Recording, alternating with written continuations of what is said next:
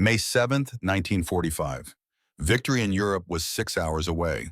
In a modest prisoner of war facility outside Colorado Springs, 53 female German prisoners stood in formation, waiting to hear their fate. Camp officials expected relief when they announced repatriation to Germany. What they witnessed instead stunned every American in that room. 22 women stepped forward. Their faces were marked not by joy, but by desperate determination. They had come to make an impossible request. "Sir," one said in broken English, her voice shaking, "please, we ask permission to stay. Stay in captivity rather than return to freedom in their homeland." These weren't hardened Nazi ideologues. They were radio operators, nurses, clerks, women aged 19 to 32, who had believed every word of propaganda their government fed them. Women who had been taught that Americans were barbaric, that America was starving, that surrender meant torture and death. What could possibly make enemy prisoners beg, some literally on their knees, to remain in American chains rather than return to German freedom? The answer began 6 months earlier, in November 1944, with something so simple it seemed impossible. It began with butter. Real butter, golden and creamy, melting into a mound of mashed potatoes. Before we discover how something as ordinary as butter could rewrite 53 lives and shatter a nation's lies, tell us where you are watching from in the comments below. November 15th, 1944. Camp Carson, Colorado. Late afternoon temperature, 28 degrees Fahrenheit. The transport trucks rolled through the gates as the sun dropped behind the Rocky Mountains, painting the sky in shades of orange and red that none of the German women had ever seen. Back home in Stuttgart, in Nuremberg, in Munich, the sky was gray with ash from bombing raids, thick with the smoke of a country burning itself to death from the inside out. Margaret Hartmann, 21 years old, clutched her small leather diary against her chest as the truck lurched to a stop. The only possession from her previous life. The only fragment of the person she used to be before the world went mad, before the lies became truth, before hunger became as constant as breathing. She wore what remained of her Luftwaffe auxiliary uniform, threadbare and hanging loose on a frame that had lost 20 pounds since the spring. Her fingers, once nimble on radio equipment, were thin and pale. Her hair, which her mother had called beautiful when she left Stuttgart 2 years ago, was brittle and dull from malnutrition. Around her, 52 other women descended from the trucks in silence. Military discipline kept them moving in formation, but their eyes betrayed confusion and fear that drilled into them through months of propaganda. Propaganda that promised horrors beyond imagination if they ever fell into American hands. Frieda Weber, at 31, the oldest among them, stepped down with careful dignity. A trained nurse from Nuremberg who had served in field hospitals near the front lines for 2 years. Her hands trembled slightly as she adjusted the small bundle of personal possessions she had been allowed to keep. She had seen men die screaming for want of morphine. She had watched gangrene consume limbs because they had no antibiotics. She had truly believed it was necessary sacrifice for ultimate victory. Behind her came Anneliese Fischer, 23, a clerk whose glasses sat crooked on her face, one arm repaired with wire. No replacements available. Nothing available. Everything that made life bearable had disappeared from Germany so gradually that they hadn't noticed until it was all gone. The cold Colorado wind cut through their thin uniforms, alien and sharp. Most had never experienced mountain winters. Most had never been more than 50 miles from the cities where they were born. Now they stood on a different continent, in a landscape so vast and empty, it made their hearts ache with loneliness. But something else cut through the cold. Something that made no sense within the framework of everything they had been taught. The smell of cooking meat. Margaret lifted her head, nostrils flaring like an animal scenting prey. Roasting chicken. Real chicken, not the stringy, gamey substitutes they had choked down in Germany. Not the endless turnips and cabbage and black bread made from sawdust and desperation. This was the smell of actual meat being prepared in quantities that suggested abundance rather than rationing. The smell of a kitchen that had access to supplies, to resources, to the kind of food that hadn't existed in Germany since 1941. The propaganda films had shown Americans in bread lines, children with hollow eyes begging for food. A nation on the brink of collapse, its people starving, while their soldiers died in a war the citizens opposed. But if that was true, why did this place smell like someone was preparing a feast? Corporal Dorothy Mitchell stood near the camp entrance, watching the prisoners descend. 27 years old from rural Ohio, she was one of only 3 female guards assigned to the facility. Given primary responsibility for initial processing, she had read the briefings about German propaganda about what these women had been taught to expect from American captivity. But reading about it and seeing it were two different things. The women moved like people expecting execution at any moment, shoulders hunched, eyes darting nervously to every guard, every building, every movement. Several flinched when an American soldier walked past as if anticipating a blow. What struck Dorothy most was their thinness. Not the lean fitness of military personnel, but the gaunt, hollow look of people who had been hungry for a very long time.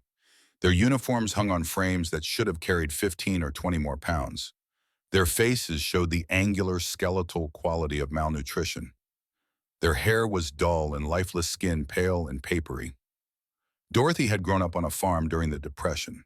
She knew what hunger looked like. She had seen it in neighbors and classmates in her own mirror during the worst years. These women wore hunger like a uniform, a constant companion that shaped every movement, every thought. The processing took most of the afternoon. The women were photographed, documented, issued new clothing to supplement their worn uniforms. Throughout the procedure, they remained silent, except when directly questioned, responding in clipped German that the camp's translator, Sergeant Wilhelm Klein, converted to English. Klein was a German-American from Pennsylvania, fluent in both languages, who had volunteered for translator duty because he believed in helping people understand each other. He noticed things the other Americans missed. The way the prisoners kept glancing toward the mess hall building on the far side of the compound. The way their expressions shifted between fear and something else. Something that looked almost like confusion. During a break in processing, he approached Dorothy quietly. "They keep asking me if the food smell is real," he said, voice low. One woman asked if Americans pump fake cooking smells into camps to psychologically torture prisoners. Another asked if we're fattening them up before the executions begin. They genuinely cannot believe Americans have this much food. Dorothy felt something twist in her chest. These women had been lied to so thoroughly, so completely, that they couldn't trust the evidence of their own senses. They would rather believe in elaborate deceptions than accept that everything their government told them was false. From the mess hall kitchen, Sergeant James Cooper had been preparing the evening meal since mid-afternoon. 34 years old from rural Mississippi, he had grown up understanding hunger in a way most Americans never would. His childhood during the Depression had been marked by constant uncertainty about the next meal, by his mother's desperate creativity in feeding 7 children on almost nothing. He had joined the Army in 1940, partly from patriotic duty, partly because it guaranteed 3 meals a day. He had expected to fight. Instead, they made him a cook, seeing something in him that he didn't see in himself. A gentleness, a gift for turning simple ingredients into comfort. The kitchen at Camp Carson was better supplied than any facility he had worked in. Sacks of potatoes stacked floor to ceiling, crates of canned goods lining the shelves. A working refrigeration unit holding quantities of milk butter, fresh vegetables that would have seemed like impossible luxury in the Mississippi of his childhood. He roasted chicken with herbs, boiled potatoes for mashing, prepared green beans with butter and garlic, baked bread from wheat flour, actual wheat flour, not the ersatz mixtures that Germans had been choking down for years. The smells drifted across the compound on the cold November air, reaching women who hadn't smelled real cooking in longer than they could remember. Margaret stood in the processing line, trying to identify the smells that contradicted every truth she had been taught. Her training in Stuttgart came back with uncomfortable clarity. The instructors had been so convincing. Their presentations backed by what appeared to be authentic photographs and statistics. American soldiers, they had been told, survived on minimal rations while fighting a war their citizens opposed. The American home front was characterized by food riots, bread lines, desperate shortages of every basic necessity. Germany, by contrast, was portrayed as a nation of plenty, blessed with superior organization and resources that would ensure ultimate victory. She had believed these stories because she had no reason not to. Information in wartime Germany was tightly controlled. Alternative viewpoints simply didn't exist in any accessible form. When you are told the same lie often enough by enough authority figures, it becomes indistinguishable from truth. But standing in this Colorado compound, smelling food being prepared in quantities that seemed impossible, Margaret felt the first crack appear in the foundation of everything she thought she knew. If the Americans were starving, where was this food coming from? If their infrastructure had collapsed, how was this facility heated, lit, supplied? If their people were rioting in breadlines, why did the guards look healthy and well-fed? The questions accumulated with each breath, each new sensory input that contradicted the propaganda. Questions she was afraid to voice because asking them felt like betrayal, like admitting she had been wrong, like acknowledging that everything she had believed and served and sacrificed for might have been built on lies. By 1800 hours, processing was complete. The women stood in formation in the mess hall, 53 exhausted, terrified, confused human beings waiting for whatever came next. The building was warm, actually warm heated against the November cold in a way that German facilities hadn't managed in years. Long tables with attached benches filled the space. At the far end, a serving line had been set up where American kitchen staff waited with large serving implements. The women filed through the line with rigid military discipline, but their eyes betrayed their anticipation and fear. Each held a metal tray as instructed. Each moved forward in silence. Sergeant Cooper stood behind the serving counter, his dark skin and gentle eyes making him exotic and foreign to women who had been raised in a Germany that taught racial hatred as efficiently as it taught reading and writing. But his expression held no malice, no cruelty, just quiet competence and something else. Something that looked almost like compassion. He spooned portions onto Margaret's tray without comment. Mashed potatoes, fluffy and white, formed a mountain in one compartment. Green beans, actually green, and not the gray-brown of vegetables, boiled to death, filled another section. A piece of roasted chicken, real meat with crispy skin, took up a third portion of the tray. And then as she watched in disbelief, he added a pat of butter to the top of her mashed potatoes. Real butter, golden and solid, beginning to melt from the heat of the potatoes beneath it. Margaret's vision blurred for a moment. 3 years. 3 years since she had seen real butter. 3 years of coal byproduct spreads that tasted like chemicals. 3 years of margarine so inferior it barely deserved the name. 3 years of bread eaten dry because there was nothing, absolutely nothing to put on it. The last time she had tasted actual butter was at her grandmother's house in Stuttgart, summer of 1942, before the shortages became severe, before everything good disappeared from German tables, before hunger became the constant background noise of existence. She carried her tray to a table and sat with Frida and Annalisa, but she couldn't take her eyes off the butter. Her hands shook slightly. Her breath came too fast. Around her, the other women were having similar reactions. Some stared at their trays in silence, faces blank with incomprehension. Others whispered to each other in rapid German voices, pitched high with disbelief and confusion. A few had already started eating mechanically at first, then with increasing speed, as if afraid the food might be taken away before they finished.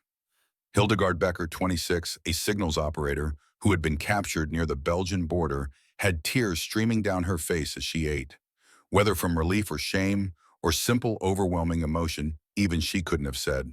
Wilhelmine Koch, 28, who had joined the Auxiliary Corps, partly from patriotic duty, but mostly because it offered regular meals, sat frozen with her fork halfway to her mouth.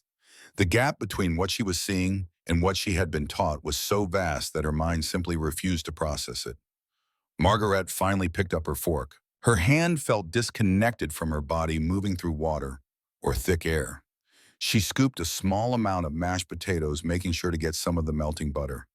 She lifted it to her mouth, paused, some part of her reluctant to cross this threshold to take this step that would change everything. Then she tasted it. The butter was rich, creamy, with that distinctive sweetness that only real dairy can provide. The potatoes were smooth and properly seasoned with salt and pepper, not the lumpy, tasteless paste she had choked down in field kitchens for 2 years. The flavor was so intense after years of bland, inadequate food that it almost hurt, a sensory overload that made her want to cry and laugh at the same time. She closed her eyes. Something inside her chest, some carefully maintained wall between what she believed and what was real, cracked and then shattered. The sound was silent but absolute, a collapse of certainty that left her gasping. They lied to us. The thought was so clear, so undeniable, that it felt like someone had spoken it aloud. They lied to us about the butter, about the food, about America, about everything. And if they lied about this, what else had they lied about? Over the following days, the women began to understand that the first meal had not been an aberration or a special gesture designed to deceive them. Every meal at Camp Carson followed the same pattern of abundance that contradicted everything they had been taught. Breakfast brought real eggs with yellow yolks alongside toast made from actual wheat bread with butter for spreading. Lunch offered sandwiches with generous portions of meat and cheese accompanied by fresh fruit when available. Dinner continued to feature proteins, vegetables, and starches in quantities that would have fed a German family for a week. Dorothy Mitchell had been watching the prisoners carefully, noting their reactions to the food with a mixture of sympathy and professional concern. She had been briefed on German propaganda claims about American shortages, and she understood intellectually that these women had believed they were coming to a land of deprivation. But seeing their actual shock at normal American military rations gave her a new perspective on just how thoroughly they had been deceived. This wasn't political exaggeration or wartime morale boosting. This was systematic, comprehensive lying on a scale that rewrote reality for an entire nation. She mentioned her observations to Sergeant Cooper one afternoon as he prepared the evening meal. The cook paused in his work, considering her words with the seriousness they deserved. He had grown up poor in rural Mississippi during the Depression. He understood hunger in a way that many of his fellow soldiers did not. He had seen the way the German women ate, the speed and desperation in their movements, the way they cleaned their plates completely and looked almost guilty about asking for seconds. It reminded him of his own childhood, of times when his family hadn't known where the next meal would come from, of the shame that accompanied hunger, the way it diminished a person's sense of dignity and worth. These women have been living with that uncertainty for years, he told Dorothy quietly, even before their capture.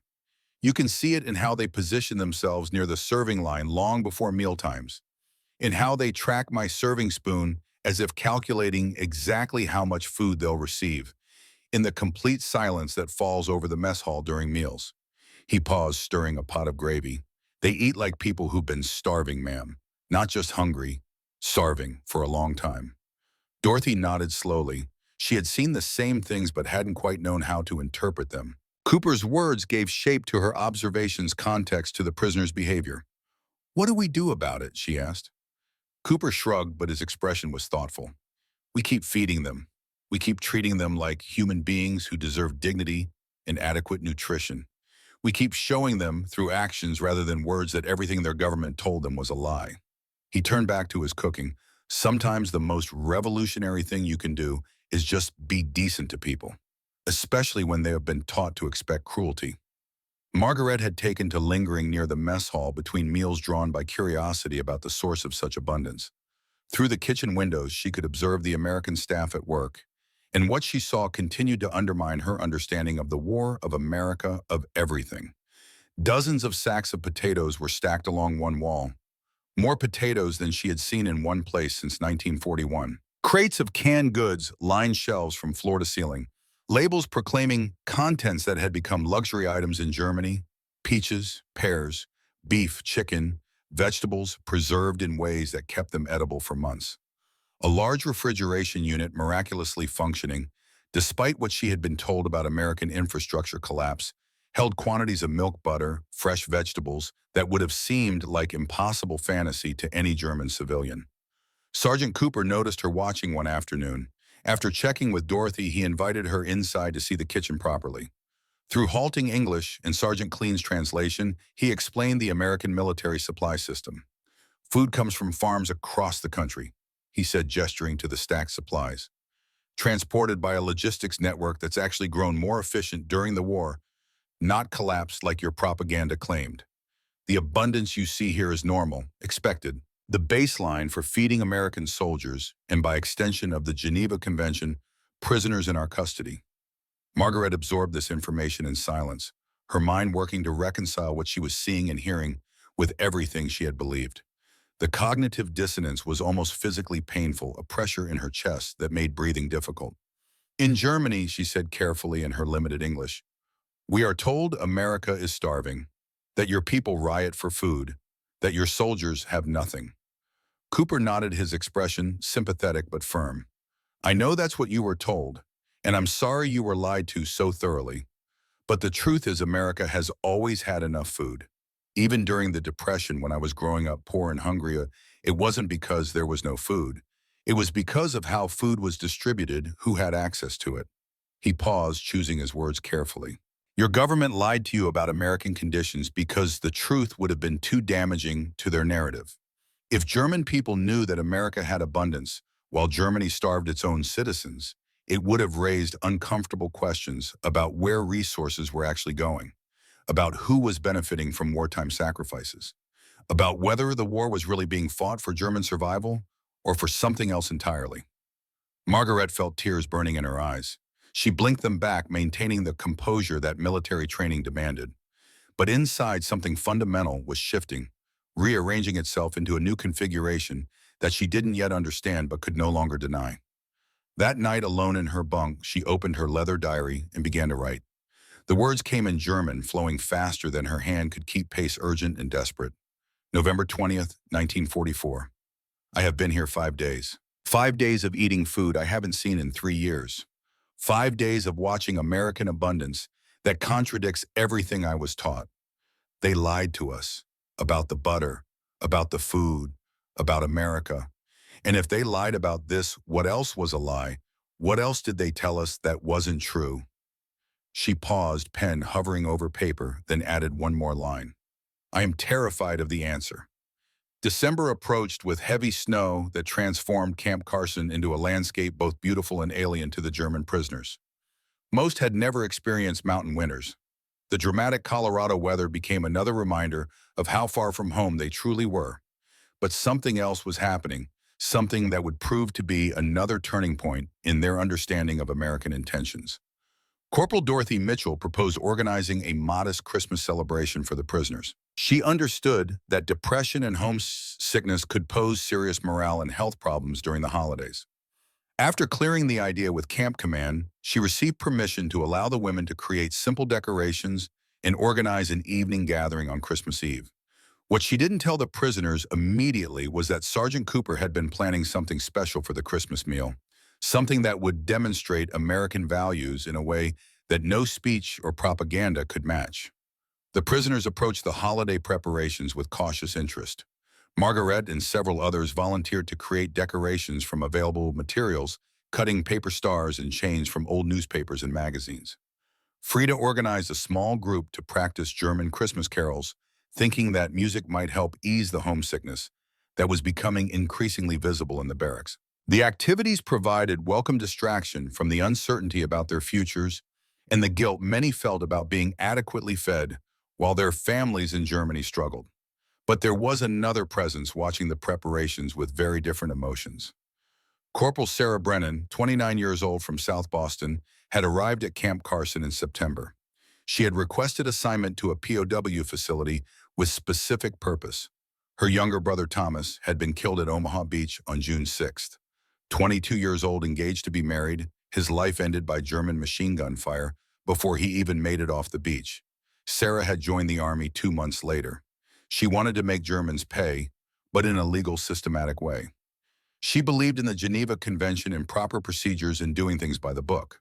But she also believed that showing excessive kindness to enemy prisoners was a betrayal of every American soldier who had died fighting them. And watching German women laugh as they made Christmas decorations, watching them sing carols in the language of the enemy, watching American soldiers smile and help them celebrate their holiday, made something dark and bitter rise in her throat. Her brother should have been celebrating Christmas with his fiancée. Instead, he was dead in French soil. And these German women who had served the war machine that killed him, who had operated the radios and tended the wounded and kept the Nazi military functioning, were being treated like honored guests rather than defeated enemies.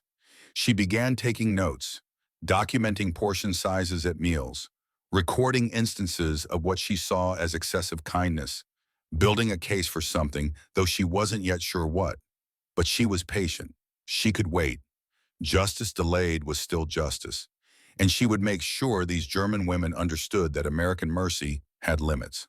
Christmas Eve arrived cold and clear, the Colorado sky brilliant with stars visible in the thin mountain air. The mess hall had been transformed as much as circumstances allowed. Paper decorations hung from rafters. Candles borrowed from the camp chapel provided warm light. The women gathered nervously, unsure what to expect from an American Christmas celebration. Then Sergeant Cooper and his kitchen staff began bringing out the Christmas meal, and 53 German women fell into stunned, absolute silence. The dinner exceeded anything they had experienced in their weeks at the camp. Roasted turkey, golden brown and steaming, emerged from the kitchen on large platters. Sweet potatoes topped with marshmallows created a dish none of the German women had ever seen before. Fresh rolls, still warm, were piled in baskets. Cranberry sauce gleamed like jewels. Green beans with almonds. Mashed potatoes with gravy that actually tasted of real meat drippings. And for dessert, Sergeant Cooper had somehow acquired the ingredients for pumpkin pie, explaining through Wilhelm Klein that this was a traditional American holiday dish. The abundance was overwhelming. Several women began crying before the meal even started, overwhelmed by the generosity being shown to them, to prisoners, to enemies, on a holiday that should have been reserved for celebration among families and friends. Margaret stared at the feast before her and felt something inside her break completely. Not the crack from the first butter tasting, but a complete shattering of every remaining illusion about what she had believed, what she had served, what she had sacrificed for. This was mercy, not pity or superiority or calculated psychological manipulation. Just simple, uncomplicated human kindness extended without conditions or expectations. And it was more powerful than any weapon, any propaganda, any lie, because it made denial impossible. Because it forced her to confront the uncomfortable truth that enemies could be decent, that the people she had been taught to hate were capable of extraordinary compassion, that everything her government had told her was not just wrong, but deliberately, systematically, cruelly false. She picked up her fork with shaking hands and began to eat.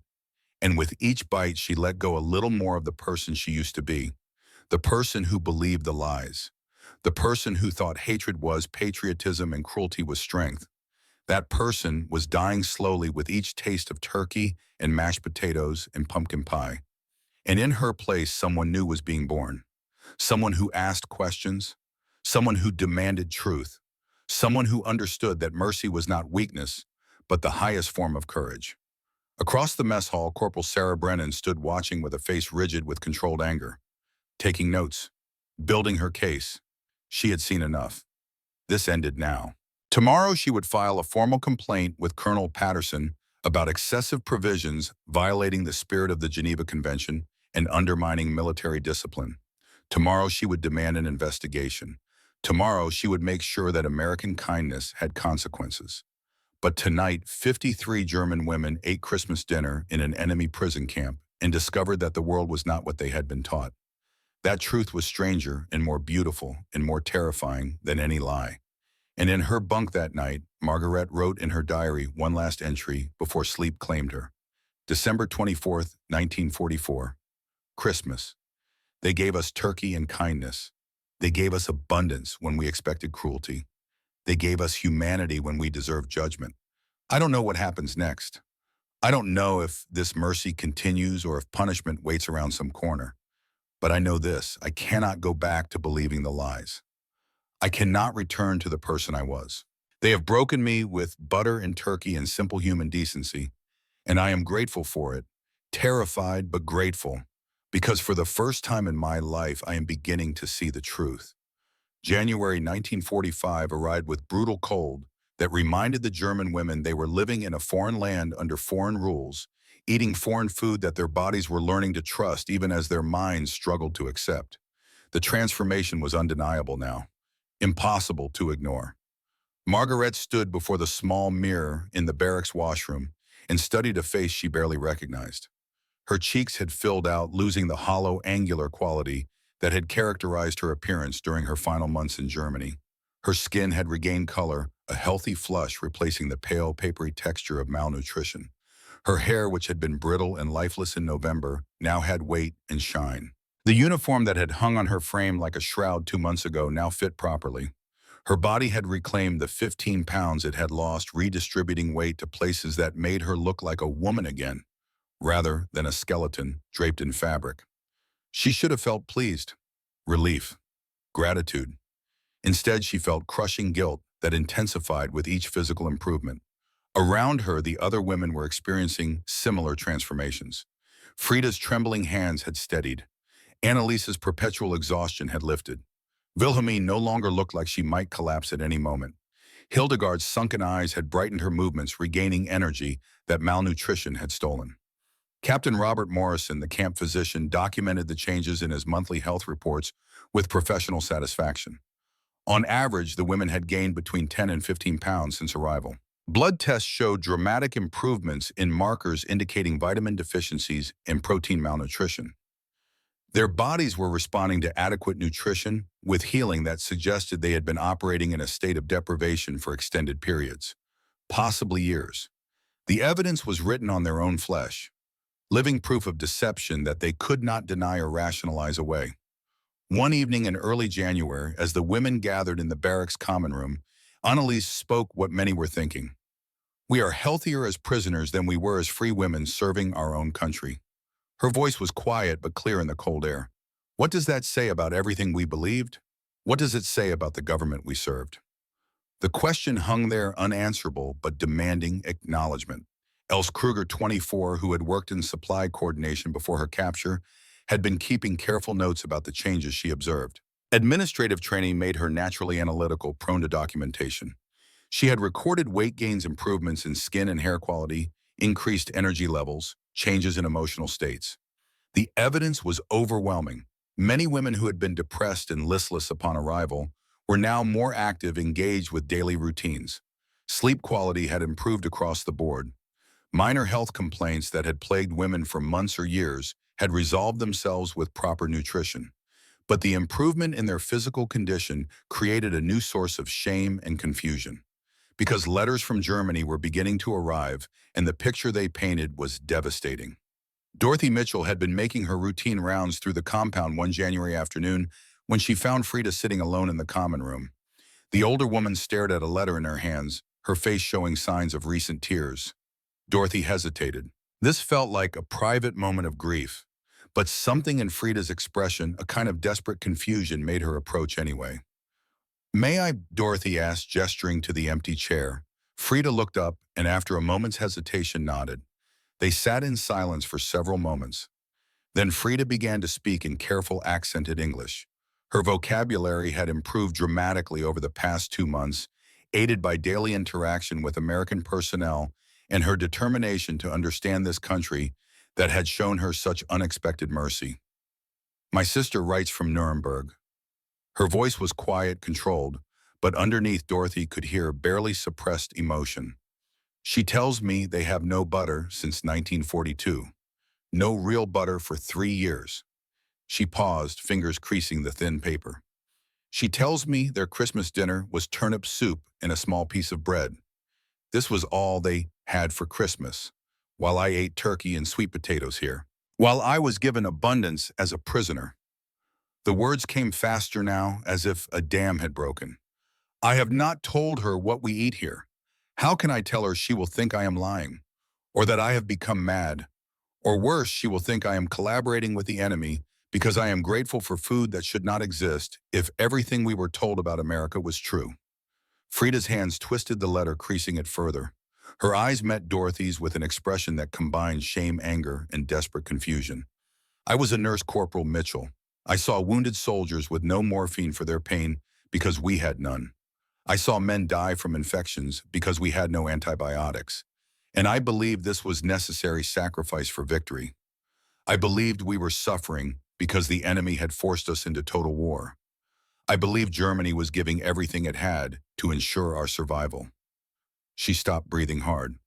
"But if the Americans have butter, Corporal Mitchell, if you have eggs and meat and fresh bread, if your prisoners eat better than German families, then what was the sacrifice for? Where did our resources go? Who benefited from our hunger?" The questions tumbled out, each one more painful than the last. "Why do you feed us so well? We are your enemies. We serve the country that started this war. Why do you give us butter when my sister has none? Why do your prisoners eat better than my family?" Dorothy considered her response carefully. This moment required honesty rather than diplomatic platitudes, truth rather than comfort. Because feeding people properly is the right thing to do, regardless of who they are or what country they come from, she said finally, and because we have enough to share. America isn't perfect, Frida. We have our own problems, our own injustices, but we do have enough food. We always have. Frida absorbed this quietly. Then she asked the question that had been haunting her since the first butter tasting. Everything they told us about America was a lie, wasn't it? Everything about your country, collapsing about your people, starving about your soldiers having nothing. It was all lies. Dorothy nodded slowly. Yes, it was all lies. Frida closed her eyes briefly as if absorbing a physical blow. When she opened them again, her expression had shifted to something harder, more determined. Then what else was a lie? What else did they tell us that wasn't true? Dorothy had no answer to that. The question was too vast, too encompassing. It required Frida to dismantle and rebuild her entire understanding of the world of her own country, of what she had believed and served and sacrificed for. All Dorothy could offer was presence, witness to the painful process of awakening. By late February, the mail deliveries from Germany had become more frequent as military postal systems adapted to the changed circumstances of prisoner locations. The letters arrived in batches, thin envelopes that traveled across an ocean and a continent to reach women who were no longer sure they wanted to read what they contained.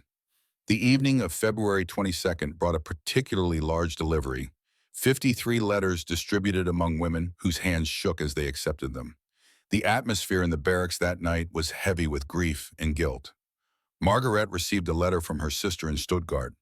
She read it once, then twice, then a third time, trying to comprehend words that seemed impossible. Her mother had been giving her own food portions to the children, sacrificing her meals so that her grandchildren might have a few more bites, a few more calories to ward off the starvation that stalked every German household. She had grown weak and thin from this prolonged self-denial. The family's ration cards provided barely enough to survive, and even those meager allotments were often unavailable because supply chains had broken down completely. Her sister described neighbors who had died from what doctors called pneumonia or influenza, but what everyone knew was starvation. Bodies too weak to fight off even minor infections. Children with swollen bellies and blank eyes, the unmistakable signs of severe malnutrition, the desperate daily search for anything edible. Yesterday, I found myself boiling grass to make soup, her sister wrote in cramped handwriting that suggested she was trying to conserve paper. Grass, Margaret. We are eating grass and calling it food. The children cry from hunger pains and I have nothing to give them. Nothing. Mother grows weaker each day and I am terrified she will die before spring comes. Across the barracks, similar scenes were unfolding as women absorbed news that made their own circumstances feel increasingly surreal and wrong. Wilhelmine learned that her brother had been killed in the final chaotic months of fighting and that her elderly parents were living in a bombed-out building with no heat and almost no food. Annaliese's family in Munich had been reduced to making soup from whatever they could scavenge from ruins. Hildegard discovered that her younger sister had died from pneumonia complicated by malnutrition, her body too weak to fight off an illness that would have been survivable with adequate nutrition. The contrast between their family's suffering and their own relative comfort became unbearable. That evening when the call came for dinner, several women refused to go, unable to face eating when they knew their loved ones were starving. Others went through the motions, mechanically filling trays and sitting at tables. But each bite was accompanied by waves of guilt that made the food taste like ash in their mouths. The mess hall, usually filled with quiet conversation during meals, became silent except for the sounds of reluctant eating. Women who had been gaining weight and health now pushed food around their plates, their expressions haunted. Some were crying openly, tears falling into mashed potatoes and gravy that suddenly represented everything wrong about their situation. Sergeant Cooper noticed immediately. The change in atmosphere was palpable, oppressive. He mentioned it to Dorothy after the meal during cleanup. Something happened, he said quietly. Those letters from Germany, whatever news they brought, it's broken something in these women. Dorothy nodded, her own expression troubled. She had seen the letters being distributed, had watched the women's faces as they read. She had recognized the particular kind of grief that came from helplessness, from being unable to help people you loved who were suffering. Their families are starving, she said simply, and they're here eating 3 meals a day. The guilt is crushing them. That night, Margaret wrote in her diary with hands that shook so badly she could barely form the letters. February 22nd, 1945. I ate roasted chicken and mashed potatoes with butter while my mother starves herself to feed her grandchildren. I sleep in a warm bed while my family huddles in ruins without heat. I am a prisoner who lives better than free Germans. How can this be right? How can this be justice? She paused, then added words that captured what many prisoners were feeling. We were told America was our enemy, but America feeds us while Germany starves its own people. Who then is the real enemy? The crisis triggered by the letters led to intense debates among the prisoners about their moral obligations and the meaning of their situation. In the evenings, groups gathered in the barracks to discuss questions that had no easy answers. Should they refuse to eat in solidarity with their starving families? Should they be grateful for adequate food or ashamed of having it while Germans suffered? Did accepting American generosity constitute betrayal of their country, or was it simply survival? Margaret found herself at the center of many of these discussions. Her intelligence and thoughtfulness made her a natural voice in the debates, someone whose opinions carried weight even among women older than herself. She argued that refusing to eat accomplished nothing except making themselves suffer pointlessly. Our hunger in Colorado will not feed families in Germany, she said during one particularly heated evening discussion. Our declining health will not improve conditions in Stuttgart or Munich or Berlin. Martyrdom through self-starvation is emotional theater that serves no practical purpose and helps no one. But Hildegard disagreed vehemently. Her sister's death was too fresh, the wound too raw. How can we sit here eating butter and meat while our families starve? She demanded, voice rising with emotion. Every bite feels like betrayal. Every meal reminds me that I am alive and comfortable while my sister is dead from hunger. If we accept this food without protest, without some gesture of solidarity, are we not saying that American comfort matters more than German suffering? The question hung in the cold barracks air, challenging and accusatory. Frida, drawing on her experience as a nurse who had seen the consequences of malnutrition up close, offered a different perspective. I understand wanting to refuse food as a gesture of solidarity, she said carefully, but I have watched people die from starvation and its complications. It is a terrible death, slow and painful. The body consuming itself, organs failing one by one. Choosing that death when you have access to food does not honor those who had no choice. It wastes the life you still have. The debate continued for hours with different women articulating different positions based on their own experiences and values. Some argued that they should eat and maintain their health precisely because they might eventually return to Germany, where they could help with reconstruction. Others felt that accepting American generosity while Germans starved was a form of collaboration that stained their honor. A few suggested that their situation was so morally complicated that there were no clear right answers, only choices that each woman had to make for herself based on conscience and circumstance. Wilhelmine proposed a different approach entirely. Instead of refusing to eat or accepting food with guilt, she suggested they should bear witness to what they were experiencing. Document the truth about American abundance and German lies. Preserve evidence that might someday help other Germans understand how thoroughly they had been deceived. Suffering through unnecessary hunger will not accomplish this, she argued, but surviving to tell the truth might. We were lied to about everything. The least we can do is preserve the truth for those who come after us. If we die from refusing food, we take that truth with us. If we survive, we can testify to what we learned. Margaret found this argument compelling. It gave purpose to their survival, transformed their guilt into something potentially meaningful. We owe it to our families to survive, she said quietly, to return to Germany someday and tell them the truth, to help rebuild a country that won't be based on lies and propaganda. We can't do that if we starve ourselves to death in an act of symbolic protest.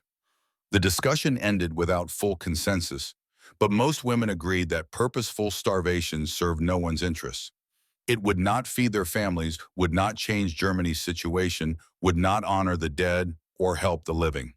But the guilt remained, a constant weight that colored every meal, every moment of comfort, every night spent in a warm bed, while families suffered in ruins across an ocean. A few days after the intense debates in the barracks, Margaret approached Sergeant Cooper during kitchen cleanup. She had been building courage for this conversation, knowing it required her limited English and all her emotional strength. Through a mixture of her improving language skills and occasional assistance from Wilhelm Klein, who happened to be nearby, she asked him directly, "Why do you feed us so well when our families in Germany are starving? Do you not feel we deserve to suffer as they suffer?" Cooper paused in his work, considering the question with the seriousness it deserved. He had been expecting this conversation or something like it. He had seen the change in the women after the letters arrived, had watched guilt transform their relationship with food from grateful acceptance to painful obligation. He gestured for Margaret to sit at one of the mess hall tables. He joined her, his large hands folded on the scarred wooden surface. When he spoke, his voice was quiet but firm, carrying the weight of personal experience that gave his words authority beyond his rank. "I grew up poor," he began. "Real poor. Not just wartime shortages, but depression poverty, where we didn't know if we'd eat from one day to the next. My mother had to feed 7 children on almost nothing. She performed miracles of creativity, foraged for wild greens, trapped small animals, traded labor for food. Somehow kept her children alive through years when many families lost members to starvation and disease." He paused, looking directly at Margaret. "Through all of that, she taught us one thing above everything else. Hungry people deserve to eat regardless of who they are or why they're hungry. Hunger isn't something people earn or deserve. It's just suffering. And easing suffering when you can is what decent people do." Margaret felt tears welling up, but fought to maintain composure. Military training still demanded that much. "But we are your enemies," she said quietly. "We served Germany. We were part of the war against America." Cooper shrugged, but his expression remained serious. "You're people who need food, and I have food to give. That's all that matters in my kitchen. Whatever happened before you got here, whatever you did or didn't do in the war, none of that changes the fact that you're hungry and I can feed you." He leaned back slightly, giving her space to process his words. "You ask if you deserve to suffer because your families are suffering in Germany. I say suffering isn't something anyone deserves, and adding your suffering to theirs doesn't reduce the total amount of suffering in the world. It just means more people are hurting." Another pause, letting the logic settle. "I can't feed your families in Germany. I wish I could, but I can't. What I can do is feed you right here, right now. And that's what I'm going to keep doing, not because you have earned it or deserve it by some calculation of moral worth, but because you're human beings who are and feeding hungry people is what I do." The simplicity of his philosophy was both beautiful and devastating. It cut through all the complicated moral debates that had consumed the prisoners for days. It reduced the situation to its essential elements: hunger, food, human decency. That night, Margaret wrote in her diary with a clarity she hadn't felt in weeks. "February 27th, 1945. Today I met a man who showed me what mercy actually looks like. Not pity, not superiority, not calculated kindness designed to manipulate, just simple human decency extended without conditions. Sergeant James Cooper doesn't care if I deserve his kindness. He doesn't calculate whether feeding me is just or appropriate given what my country has done. He cares that I'm hungry and he has food. That's all. That simple equation is the foundation of his entire moral universe. This is what we were told Americans would never show us. This uncomplicated decency. This refusal to let hatred dictate how he treats human beings in his care. Everything we were taught was a lie, but the truth is more beautiful than I could have imagined, and more challenging. Because if Cooper can show mercy to his enemies, what does that say about Germans who couldn't show mercy to anyone, not even to their own people?" But not everyone at Camp Carson shared Cooper's philosophy or Dorothy's sympathy. Corporal Sarah Brennan had been watching the prisoners with increasing anger since Christmas. Every meal, every kind word, every gesture of American generosity felt like a betrayal of her brother's memory. Thomas had died fighting Germans. He had believed he was fighting for justice, for accountability, for a world where actions had consequences. And now American soldiers were treating German prisoners like welcomed guests, feeding them better than they had eaten in Germany, showing them compassion and understanding while American families mourned sons and brothers and husbands who would never come home. She had been documenting everything. Portion sizes that exceeded minimum Geneva Convention requirements. instances of personal conversation between guards and prisoners that went beyond professional necessity. The Christmas feast that had no tactical or legal justification, the way Cooper served food with obvious compassion rather than minimum compliance. By early March, she had compiled a thick folder of observations measurements and documented violations of what she believed to be the appropriate treatment of enemy combatants. On March 3rd, she requested a meeting with Colonel William Patterson, the camp commander. Dorothy Mitchell and Sergeant Cooper were also summoned, though neither knew why until they arrived at Patterson's office and saw Sarah's documentation spread across his desk. Sarah stood at attention, her presentation prepared and rehearsed. "Sir, I believe Sergeant Cooper and Corporal Mitchell are providing aid and comfort beyond what Geneva Convention requires. They're not running a detention facility. They're running a charity operation that rewards enemy combatants while American families sacrifice." She gestured to her documentation. "These prisoners are being fed better than they ate in Germany, better than some American families eat during rationing. And they're responding exactly as enemy propaganda would hope, becoming emotionally dependent on American generosity, losing connection to their homeland." Her voice tightened with suppressed emotion. "My brother died fighting Germans, sir. He died believing we were fighting for justice. How is it justice to reward enemy combatants with abundance while American families mourn?" Patterson studied the documentation carefully, turned to Cooper. "Sergeant, these portion sizes, are they accurate?" Cooper nodded. "Yes, sir. I serve the same portions I'd serve to American soldiers. Geneva Convention says prisoners receive equivalent rations to the detaining power's military. That's what I provide." Patterson turned to Dorothy. "Corporal Mitchell, the conversations with prisoners that Corporal Brennan references, the personal discussions about American conditions about their families in Germany. Can you explain the tactical purpose?" Dorothy met his gaze steadily. "Sir, these women were in distress after receiving news of family hardships. They asked direct questions about why we feed them adequately when their families starve. I answered honestly. I saw no tactical benefit in maintaining obvious lies about American conditions when the evidence contradicts those lies every meal." Patterson considered both responses. The office fell silent except for the ticking of a wall clock and the distant sounds of camp operations outside. Finally, he spoke. "Corporal Brennan, your documentation is thorough and your concerns are noted. Your brother's death was a tragedy and your grief is legitimate. Many Americans share your feelings about how we should treat enemy prisoners." He paused, letting her think he might rule in her favor. "However, Sergeant Cooper and Corporal Mitchell are following both the letter and spirit of Geneva Convention requirements. The convention doesn't specify maximum kindness, only minimum standards. It doesn't forbid compassion or honest communication." Sarah's face tightened, but she remained at attention. Patterson continued, his voice firm. "If providing adequate nutrition to enemy prisoners offends your sense of justice, I respect that sentiment. But this facility will continue to operate according to the values America claims to represent. If we compromise those values to satisfy our desire for revenge, then the enemy has already won where it matters most, in making us betray what we claim to believe." He looked directly at Sarah. "Your brother died fighting for those values, Corporal.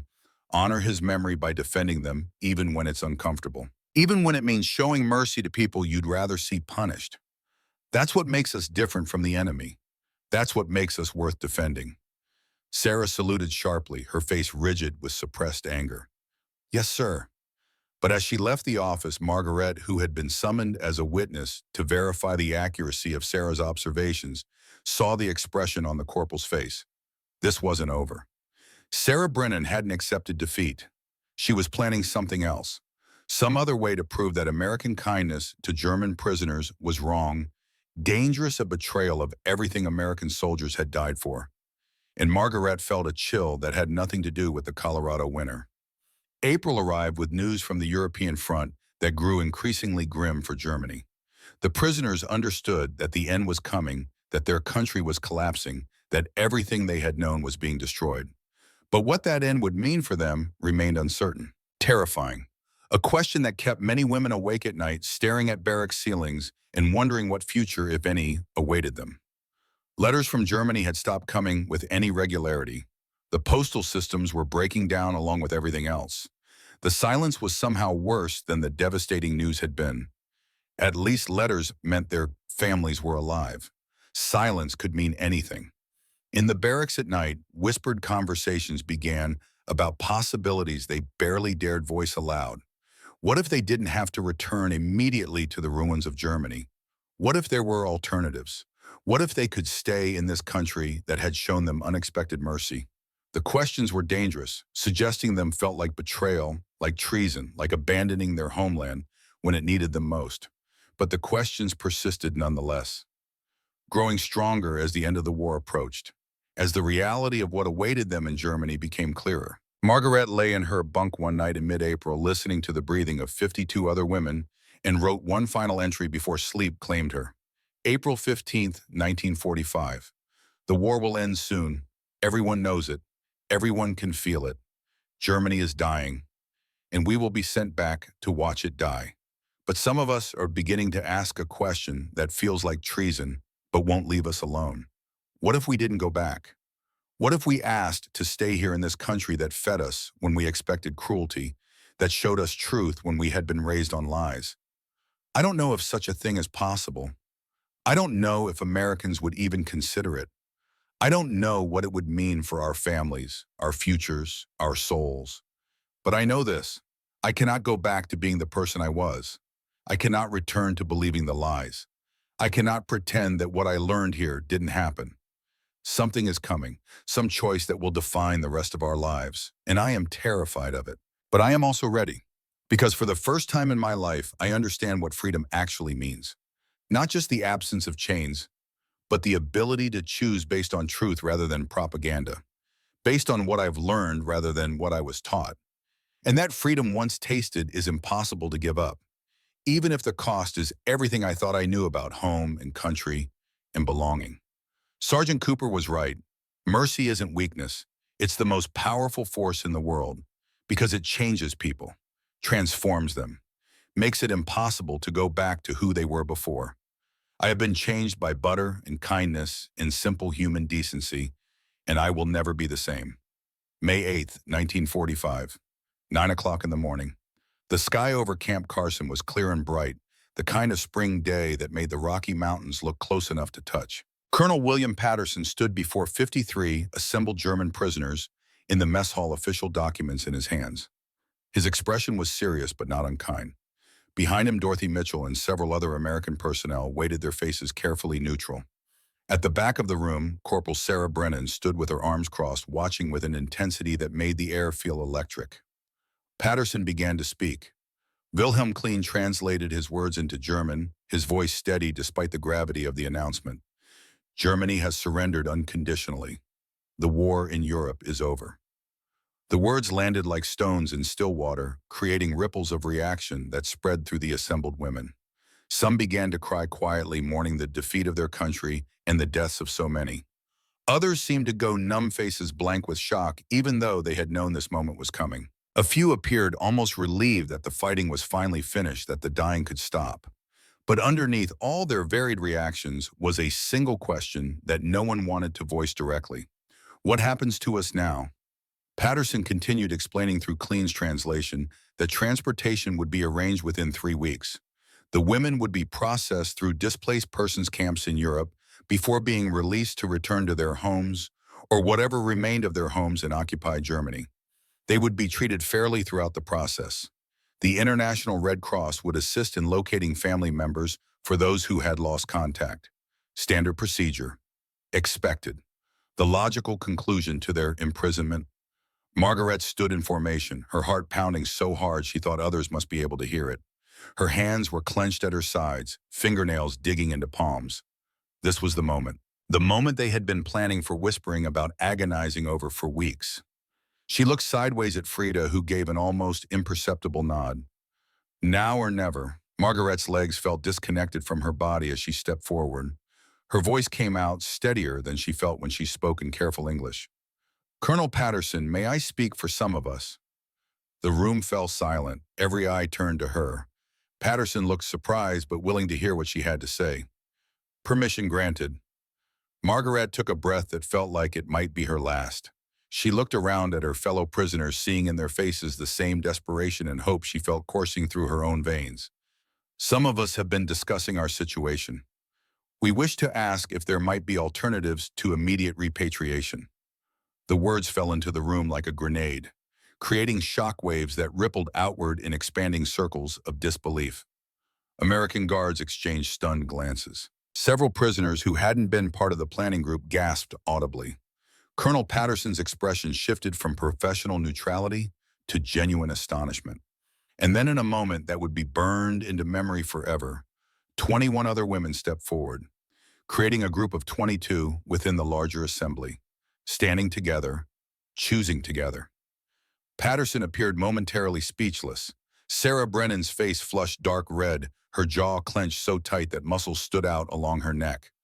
Margaret pressed forward before her courage failed completely. We understand this is unusual, but we have reasons for this request. Many of us have no families to return to. Some lost everyone in the bombing. Others haven't heard from families in years and don't know if anyone is alive.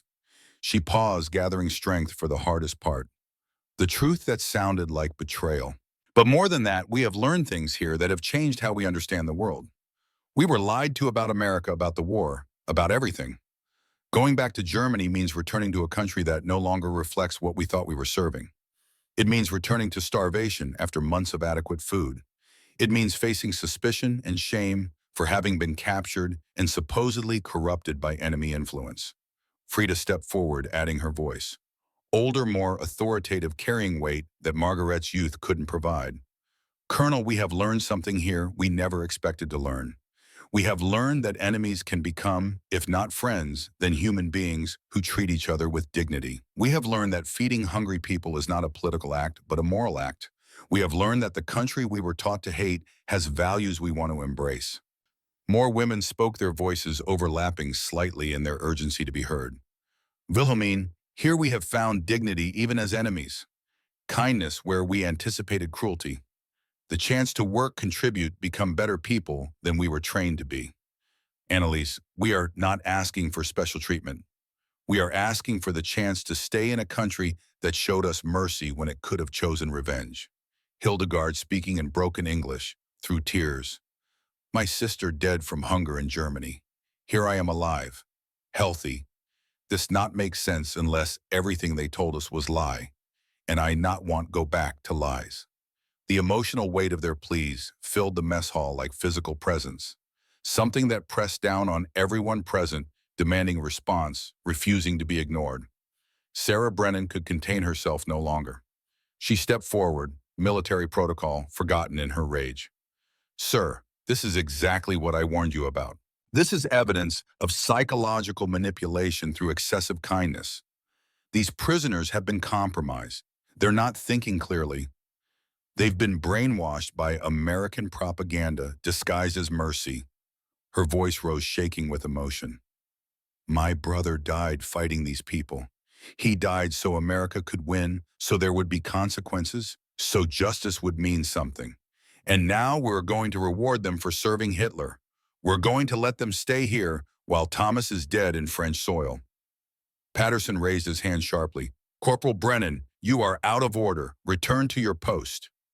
Sarah's face was flushed with anger and grief that had been building for months. Sir, my brother died believing he was fighting for justice, for accountability, and now you're going to spit on his grave by letting these German women who kept the Nazi war machine functioning stay in America. How is that justice? How does that honor his sacrifice? Patterson's voice hardened. Corporal, your post. Now, that's an order. Sarah saluted with barely controlled fury, then turned and left, but not before shooting a look of pure hatred at the 22 women who had dared to make this impossible request. The door slammed behind her with a sound like a gunshot. Patterson turned back to the prisoners. His expression was difficult to read, a mixture of sympathy and concern and administrative calculation. What you're asking is unprecedented, he said slowly. I need to forward this request to military command in Washington. I cannot make this decision alone. He paused, studying the 22 women who had stepped forward.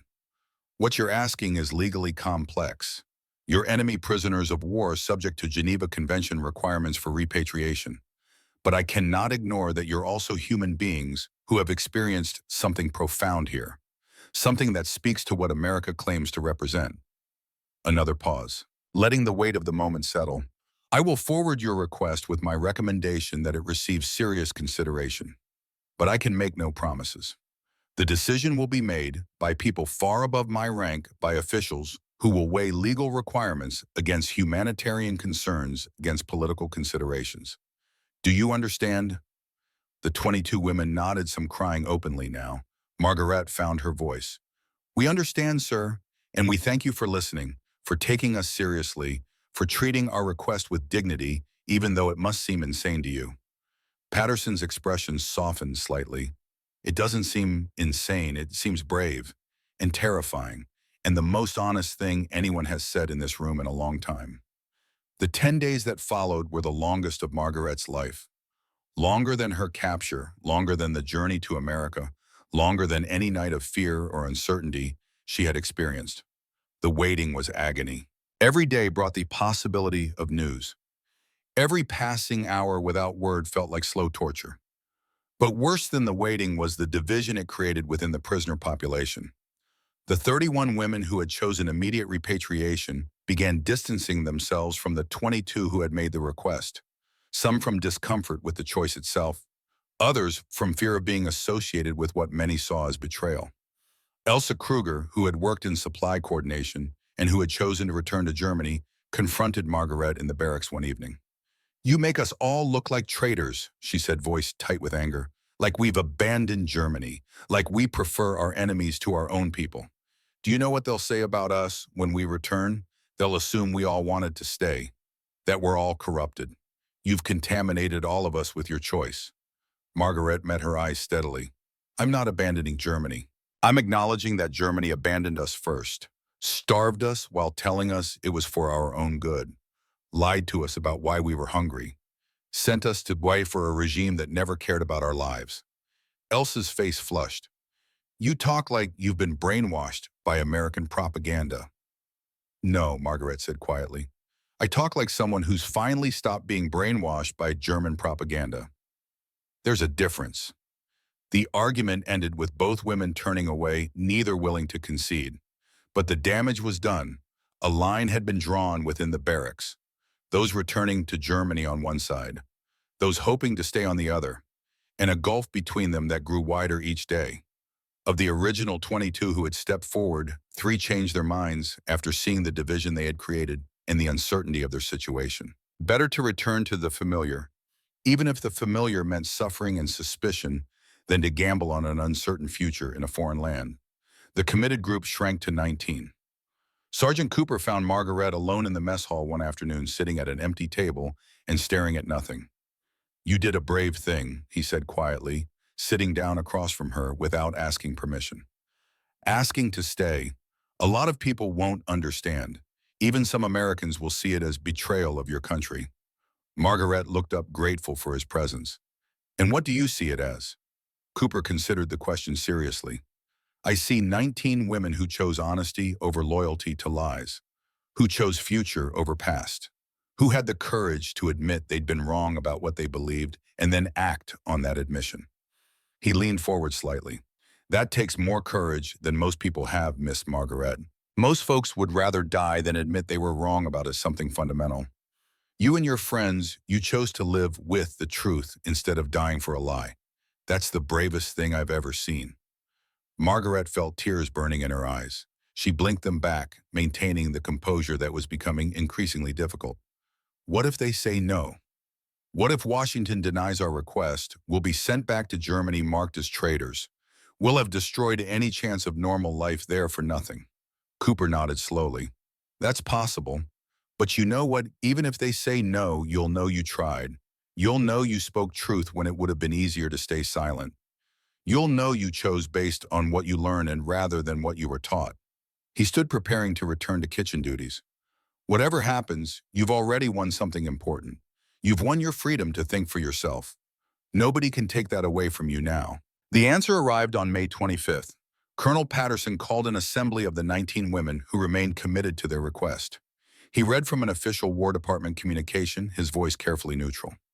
Given the unusual circumstances and the ongoing chaos in occupied Germany, prisoners who wish to remain may be reclassified as displaced persons rather than prisoners of war. This classification will allow them to apply for sponsors and potentially for immigration status. Hope flared in 19 chests simultaneously. This was permission. This was possibility. But Patterson continued reading, and the next words doused that hope like cold water. However, they will no longer be guaranteed housing and support at military facility. They must secure civilian sponsors within 60 days or face deportation. Sponsors must provide housing, employment assistance, and financial support during transition period. Failure to secure appropriate sponsors will result in mandatory repatriation. The reality of what they were facing became suddenly terrifyingly clear. This wasn't permission to stay. This was permission to try. And the trying meant finding American families or organizations willing to sponsor former enemy nationals, finding employment in communities that might not welcome them, finding housing in a country where they were strangers with accents that marked them as foreign, as other, as people who had served the nation America had just defeated. The challenge was daunting. More daunting than remaining in the familiar structure of the camp even as prisoners. After the announcement, 6 more women withdrew their requests. The uncertainty was too great, the risk too high. Better to return to Germany, where at least they knew what suffering looked like, than to face unknown struggles in America. The final committed group numbered 13 women, including Margaret, Frida, Wilhelmina, Annalisa, and Hildegard, 13 women who chose uncertainty over certainty. Truth over comfortable lies, future over past. News of the German prisoners' request spread beyond military circles within days. Newspapers picked up the story, running headlines that sparked divided reactions across America. German POWs prefer American captivity to German freedom. 13 enemy women asked to stay in U.S. What made German prisoners choose America? The public response was immediate and passionate. Letters poured into newspapers, into congressional offices, into military command. Veterans groups expressed outrage, rewarding the enemy, betrayal of American soldiers who died. These women served Hitler's war machine and now want American freedom. But other voices emerged as well, unexpected sources of support. Methodist churches in Colorado Springs and Denver saw opportunity for Christian mercy and redemption. They had been praying for ways to demonstrate faith in action. 13 women seeking second chances seemed like divine answer. German and American communities, particularly in Pennsylvania and Wisconsin, saw the request as an opportunity to demonstrate their own loyalty by helping with reintegration. They had spent the war proving they were American, not German. Helping former enemies become Americans would be ultimate proof of their allegiance. Some military families who had lost sons but who believed deeply in American values saw the women's choice as vindication of what their sons had died for, proof that American ideals could transform even enemies into believers. The first sponsor emerged within a week. A Methodist church in Colorado Springs offered to sponsor Frida, help her continue medical training, provide housing and employment assistance as she worked toward American nursing certification. The second sponsor came from Denver. A German-American family, the Bowers, who ran a successful translation business, offered to sponsor Margaret. They could provide housing and work that utilized her language skills and radio operations background. Within 2 weeks, all 13 women had secured sponsors, proving that enough Americans believed in second chances, in redemption, in values that transcended revenge and hatred. But not everyone accepted the decision quietly. On June 15th, the day before the 40 women choosing repatriation were scheduled to depart, Sarah Brennan requested a final meeting with Colonel Patterson. Dorothy Mitchell and Sergeant Cooper were also present. Sarah stood at attention, her face showing the strain of months of suppressed grief and anger. "Sir, I want it on record that I believe this decision is morally wrong and strategically dangerous. My brother Thomas died at Omaha Beach fighting Germans. He believed he was fighting for justice, for accountability, for consequences." Her voice shook but remained controlled. "By allowing these women to stay, by rewarding them with American freedom after they served our enemy, we spit on his grave and the graves of every American soldier who died in this war. We tell the world that serving Hitler has no lasting consequences, that you can fight against America and still be welcomed here." She paused, breathing hard. I hope I pray that history will prove me right and you wrong. Because if we treat our enemies better than we honor our fallen, we deserve to lose the next war. We deserve to have our values mean nothing because we've shown they can be bought with a few tears and claims of transformation. She saluted sharply. Permission to be dismissed, sir. Patterson returned the salute. Dismissed, Corporal. After Sarah left the room, fell silent for a long moment. Finally, Patterson spoke his words directed at Cooper and Dorothy, but also at himself. Corporal Brennan lost her brother. That grief is real and her anger is understandable, and her position has legitimate moral weight. In a different America, her position might prevail. He moved to the window, looking out at the compound where German women and American soldiers moved through their daily routines. But we're not that America. We're the America that feeds hungry people, even when they're our enemies. That offers second chances, even when it's uncomfortable. That believes people can change, can learn, can choose better paths than the ones they were taught. He turned back to face them. If we abandon those principles because they're hard or painful or politically inconvenient, then Corporal Brennan is right. We deserve to lose, because we'll have lost what made us worth fighting for in the first place. June 20th, 1945, the day of departure. 40 women dressed in their issued clothing, carrying small bundles of possessions, stood in formation near the buses that would take them to the first stage of their journey back to Germany. 31 who had always planned to return, 9 who had tried to stay but ultimately chose the familiar over the unknown. The 13 staying lined up to say goodbye.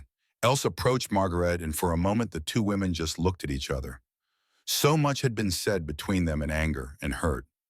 Now facing separation that might be permanent, those arguments seemed less important. I still think you're wrong, Else said quietly. I still think we should go home, that we owe it to Germany to help rebuild. But I understand why you're staying, and I'll tell them the truth when I get back. About the food, about the kindness, about the lies we were told. She embraced Margaret briefly. Maybe it won't change anything, but at least they'll know. At least someone will testify to what we learned here. Margaret returned the embrace, throat tight with emotion. Tell them we didn't abandon Germany. Tell them we're trying to become the kind of Germans who build rather than destroy, who tell truth rather than believe lies. Similar scenes played out along the line as women said goodbye to friends who had shared imprisonment, transformation, impossible choices. Tears fell freely now, arms embraced. Promises were made to write, to remember, to honor what they had experienced together. The buses loaded, engines started. Slowly the vehicles rolled toward the gate. The 13 women who chose to stay watched until the buses disappeared from view, standing together in the Colorado sunshine. No longer prisoners, not yet Americans. Something in between that had no name but felt like freedom and terror in equal measure. Margaret turned to Frida. We've chosen a very uncertain future. Frida smiled, but her eyes were wet with tears. Yes, but it's our future, chosen freely based on truth rather than propaganda. For the first time in our lives, we chose for ourselves what we believe and where we belong. She looked around at the other 11 women. Whatever happens now, we did something extraordinary. We broke free from the lies. We chose honesty even when it cost us everything familiar. We became something new. Hildegard wiped her eyes. We became Americans before America even agreed to let us stay. And somehow, despite the fear and uncertainty, they all laughed. Because it was true. Because they had already made the choice in their hearts long before Washington approved it on paper. They were no longer German in the way they had been. But they were not yet American in any official sense. They existed in a strange space between identities, between countries, between who they had been and who they might become. But in that space, they had found something precious. They had found the freedom to choose truth over comfortable lies. And that freedom, once discovered, was worth any price. 25 years later, 1970. Dr. Margaret Hartman Henderson stood in a university lecture hall in Denver, Colorado. 46 years old now, an American citizen for 2 decades. Successful career as a translator for the State Department. Married to an American civil engineer named Robert. 2 grown children, both in college. She still carried the small leather diary she had clutched when she first arrived at Camp Carson in 1944. Its pages were yellowed with age, but its contents remained as vivid as the day she wrote them. The lecture hall was full. Students and faculty members who had come to hear about her experiences as a German prisoner of war who chose to become American. Her story had become something of a legend in certain circles, a testament to the power of mercy and truth to transform lives. She began by holding up the diary. "I'm here today to tell you about the pat of butter that changed my life." She paused, letting them absorb the strange statement. I know that sounds absurd. How can butter, something so ordinary, change someone's entire understanding of the world? But that's exactly what happened to me and 12 other women in 1944 and 1945. She described the arrival at Camp Carson, the fear and propaganda, the first meal with its impossible butter, the gradual unraveling of everything she had been taught, the letters from Germany revealing the truth about starvation, the impossible choice to stay, the uncertain journey to American citizenship. The butter was just butter, she said near the end of her lecture, but it represented something far larger. It was proof that everything we had been told about American deprivation was a lie.